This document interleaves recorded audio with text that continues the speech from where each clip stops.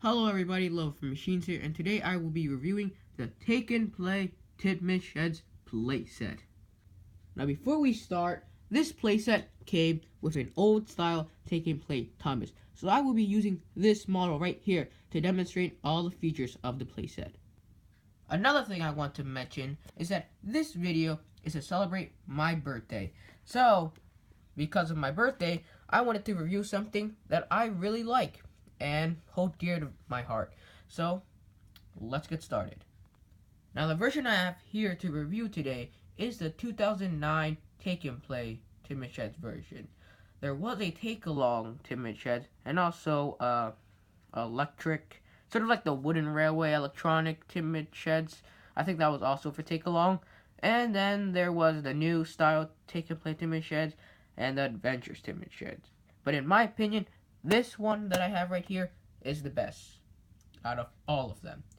And let's show you why. Like most Take and Play playsets, you can fold the playset up into a carry-on portable playset that you can take to places. You can also fold it out using the latch right here. So, if you open the playset up,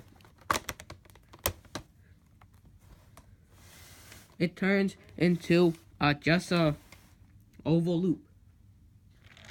The Take and Play engine can go on the turntable and spin around using knobs on the turntable, although some of the details are not painted in. There are also two connectors on both sides, so you can collect track or other playsets to this playset. This shed has 5 berths and only 2 points for where an engine can actually leave the sheds. There is no track or any connecting points for any track here. Now for the actual playset, an engine could just go in just a giant loop back to the sheds. On the back, there is a hole where you can put your finger and open up the playset for more room for play. What I don't get is why are there tracks on the walls and the roof of the sheds. Maybe an engine wanted to be off the tracks, so this was the way. Maybe a vehicle wanted to be in the tracks, so they took this way.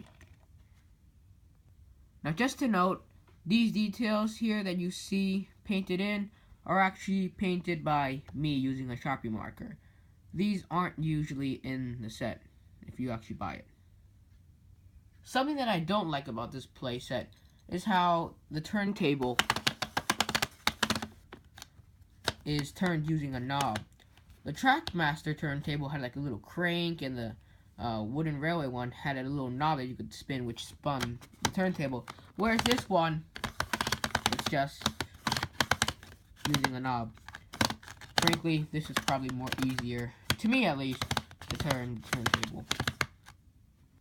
Something that I do like about the Tidmouth Sheds is how accurate it actually looks to the show. Again, this is painted by me using a Sharpie marker. Usually doesn't come painted like that. But I like the detail they added, like the red stripes and how it's yellow and green, which actually looks very nice. Very nice indeed. I also like how there's 5 berths instead of like 4, like 3 like the new Adventures Tidmouth Sheds, or 4 like the original Take-Along, which is nice. Something that I dislike about the playset is how there's only 2 points where an engine could leave the sheds, here and here, but none here. But then again, it wouldn't make any sense because it's a loop. So if you were to be able to connect the track, it would only be like, it would just get somewhere in the loop and it wouldn't be able to go out. Unless you, of course, overlap it with this track, or just cut this track off. But if you want to keep your playset intact, then I can see why they didn't add any connectors to put more track on. Another thing I don't like about this playset is I'm going to use Donald here because Thomas doesn't have a tender, so I can't use him as an example. So, sorry, Thomas isn't going to be used for all the features in this playset. but most of it at least. So the problem I have is that if you say pick Donald, a pretend like Donald, and you put him back, the walls stop it from going in fully, so you wouldn't be able to close the door. If you did like that, and if you go to the back here and open it up, the tender's wedged like that. But opening the back does solve that problem. Now on to my overall opinion. So overall, I think this playset is very nice, as it represents, in my opinion, one of the most important locations on Sodor. Because this is where the engines rest, or at least the steam team rest. And besides Toby. Toby has his own shed, because he's Toby.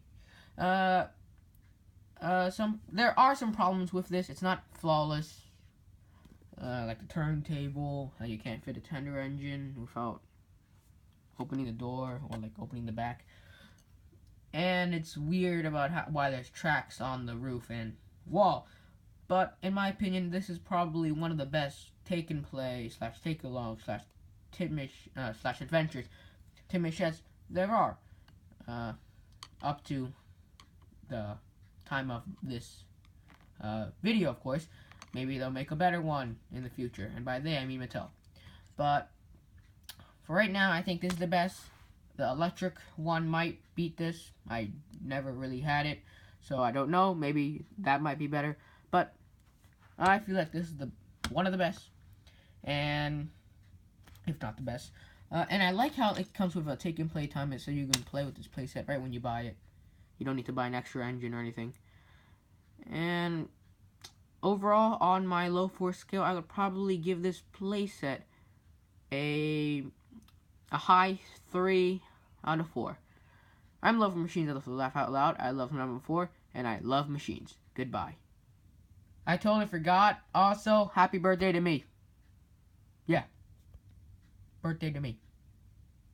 Yeah, bye.